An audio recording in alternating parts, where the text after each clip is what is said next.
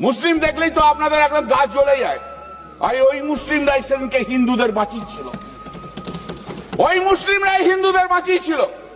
আপনারা কেউ জাননি, কিন্তু ওই জয় শ্রীরাম বলে যারা যারা চিৎকার করেন তারা কেউ জাননি, কিন্তু ওই মুসলিমরা যারা আল্লাহ আকবর বলে তারাই যে বাঁচিয়েছিল।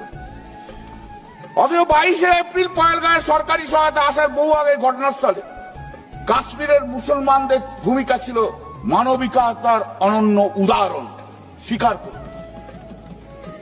সেদিনকে যারা রেস্কিউ করেছিল, সেদিনকে যারা শেল্টার দিয়েছিল, সেদিনকে তারাই ছিল মুসলিম।